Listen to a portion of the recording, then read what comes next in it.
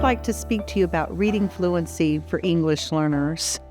Our students need opportunities to practice reading connected text, and of course it's going to be controlled. We want to make it what we call decodable, able to read, right? So I'd like to make sure that you know that English learners for fluency will need great work on that phrasing, knowing about how we phrase in the English language. They'll need help in working on, building what we call prosody, that expression, that inflection, adding what we call the super segmental features of the language, the spice, adding the icing to the cake. And so as we look here, I give you an example of a passage, artisans. They've been talking about kind of the jobs that people do. And here we have the controlled text. But what I might also do is not only have them read the text, but I might do some pencil swings to help them follow along and know about that phrasing. So let's look at the first sentence together, everyone, and let's look at how we will phrase. It'll be my turn first.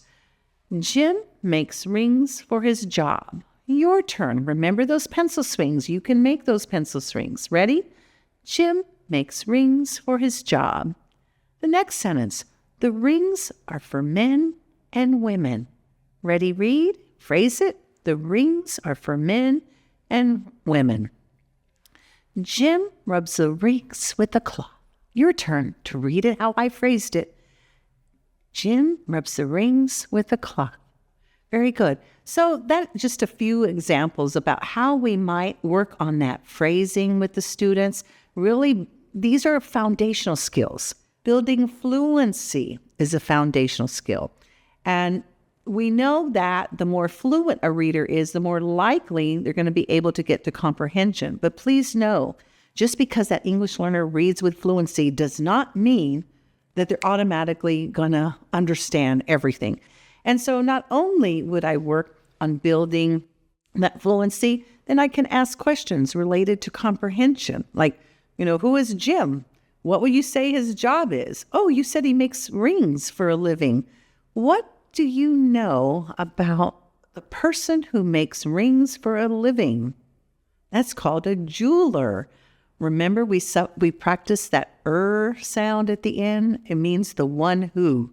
The one who makes jewels is a jeweler. So yeah, even though this is controlled text, we can expand and give opportunities to learn about other words, right?